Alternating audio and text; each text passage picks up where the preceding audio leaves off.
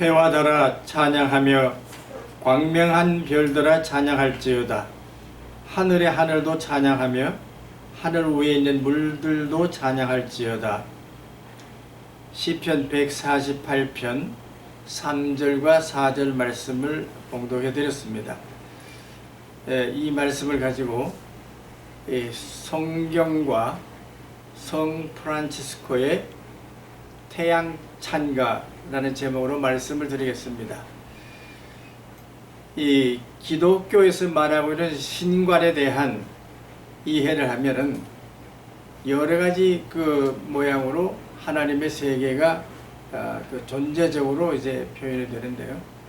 우리는 그것을 이 성 프란시스코의 신관을 통해서 이해하면 좋을 것 같습니다. 그는 13세기에 아시시에 살았던 이 사도였고 자연신비가였고 시인이었습니다. 그래서 그는 참 아름다운 찬송시를 저희들에게 보여주었는데 이 태양의 찬가와 평화의 기도를 남겨주었습니다. 이 성 프란시스코는 10대 때 말라리아로 쓰러진 이후 열병, 메스꺼움, 두통을 평생 안고 살았습니다. 청빈한 삶을 살았던 그는 빈혈과 위궤양에 시달렸습니다. 태양의 찬가를 만들던 생의 마지막은 중동에서 얻은 눈병 때문에 거의 실명 상태였습니다. 한낮의 태양빛은 그에게 극심한 고통을 유발했고 밤에는 쥐들의 극성 때문에 잠들기조차 힘들었습니다. 알베르 산에서 얻은 오상 때문에 걷기도 힘들었고 죽음에 임박했음을 직감했습니다. 극심한 고통과 죽음을 맞이하면서 태양의 찬가가 만들어졌을 때 태양, 달, 별, 바람, 물, 땅 등을 형제와 자매로 불렀습니다. 첫 번째 가사가 태양이라서 태양의 찬가로 부른 것입니다. 찬가의 의미는 어떠한 상황에서도 주님만 바라봐야 하고 모든 피조물은 하나님께로부터 났기에 우리는 형제 자매로서 서로 아끼고 사랑하며 하나님께 찬양해야 한다는 것입니다. 프란치스코는 피조물과 함께 산 자연신비가로서 자연의 형상과 더불어 교감하는 동기감흥을 찬미가로 표현한 시인입니다. 태양의 찬가는 이렇습니다. 온 천하 만물 우러러 내 주를 찬양하여라. 힘차게 부는 바람아 떠가는 묘한 구름아 저 흘러가는 맑은 물 다 주를 노래하여라. 저 귀한 땅은 날마다 한없는 복을 펼치어 너 선한 마음 가진 자 늘 용서하며 살아라. 주 은혜 받은 만민아 다 꿇어 경배하여라. 이 프란치스코 영성은 자연을 그리스도의 현현으로 인식하면서 자연을 그리스도의 몸으로 생각하고 체험한 삶이었습니다. 이 1207년 청년 프란치스코는 허물어져 가던 성 다미아노 성당 십자가 밑에서 하나님의 음성을 듣습니다. 내 교회를 다시 지어라. 그래서 그가 탁발 수도회를 창설한 위대한 개혁의 첫 복음으로 돌아가 청빈과 겸손과 가난의 삶을 몸소 사는 것이었습니다. 동시에 피조물 안에서 그리스도의 영성을 실천한 것입니다. 그가 남긴 이야기 중에서 극적인 경험 중에 하나를 들어보면 이랬습니다.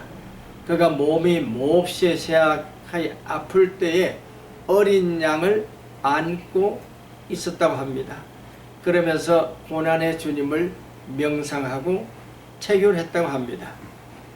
또한 그의 온몸에서 5가지 상처에서 피를 흘렸을 때 그리스도의 흔적이 그의 몸에 나타났다는 신비 사건도 있었다고 합니다.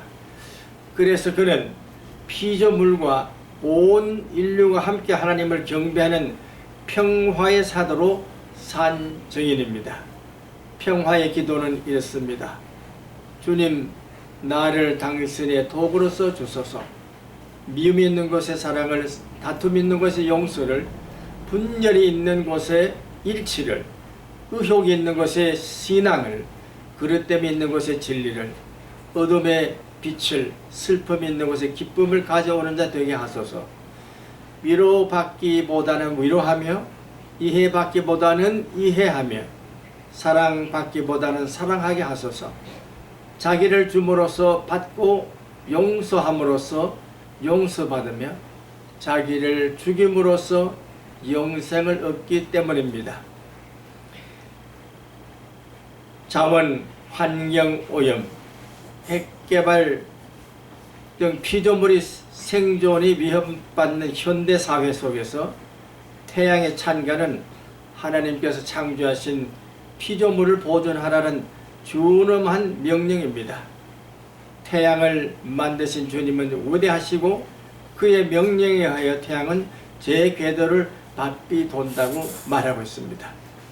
우리가 직면한 지구 생태 환경의 위기를 극복하자면은 녹색 은총을 회복하는 영성이 필요한 때가 되었다고 확신합니다.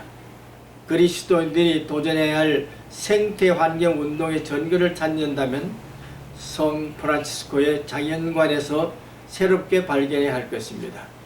그가 남긴 삶의 궤적을 통해 발견할 수 있는 생태윤리의 교훈을 피조물이 한 형제자매로서 창조주를 찬양하는 평화의 도구가 되어야 한다는 깨우침입니다. 하나님이 인간에게 베푸시는 은총들이 있습니다. 예수 그리스도의 십자가를 통하여 베푸시는 구원의 뜻을 전하는 적색 은총이 있습니다. 하나님의 창조를 통하여 피조물에게 베푸시는 녹색 은총이 있습니다. 여기에 덧붙이신 또 하나의 은총이 있다면 우리는 그 은총을 무엇이라고 말할 수 있겠습니까? 아마도 현대인의 삶의 중심 수단인 가상공간을 통한 사이버 은총이라고 말할 수가 있을 것입니다. 그러나 지금 중요한 것은 피조물을 통한 녹색 은총을 다시 회복하여 살리려는 영성시대의 사명인 것입니다. 할트쇼드라고 하는 이 종교철학자는 가장 고전적인 완전한 신관을 가진 사람이 성 프란시스코라고 말했습니다. 그 이유는 하나님은 초월하시고 내재하시고 자기 자신을 의식하시고 세상 가운데서 계시고 영원하시다고 하는 이 5가지 내용을 성 프란시스코는 범심제, 그러니까 모든 우주 만물 속에서 하나님의 존재성, 심성을 표현했다고 믿었기 때문에 완전한 신관을 소유했다고 하는 것입니다.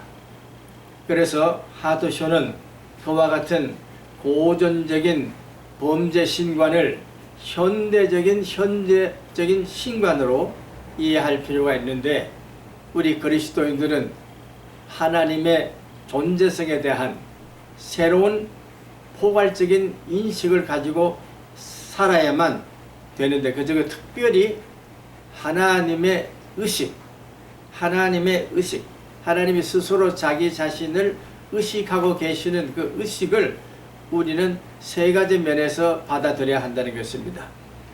우리 마음속에는 보이지 않는 무의식의 세계가 있고, 현재 살고 있는 우리들은 현의식이 있고, 우리는 또한 초의식의 세계를 지니고 있다는 것입니다. 바야흐로 오늘 현대는 많은 현대병에서 헤어나기 어려운 시대에 우리가 이 현대 사회 속에서는 정신분열적인 사회 속에서 새로운 창조적인 신앙을 가지자면은 이와 같이 해와 달과 별과 물과 바람과 땅 속에서 형제와 자매로 느낄 수 있는 동기감흥의 생활을 해야 할 것입니다. 그래서 하나님이 우리 심령 속에 존재하시고 이 자연 속에 현현하시는 다양한 중보자적인 역할들을 명상하면서 그리스도의 전체성, 우주적인 그리스도를 향해 가는 전 인류적인 미래를 바라보는 그러한 영원한 상 아래 우리가 산다면은 모든 것을 극복할 수가 있을 것입니다. 성 프란시스코의 녹색 은총에 그와 같은 깊은 신앙의 심성이 오늘 우리 한국 그리스도인들이 찾아가는 에덴을 향한, 낙원을 향한 하나의 발걸음이 되기를 주님의 이름으로 축원합니다. 아멘.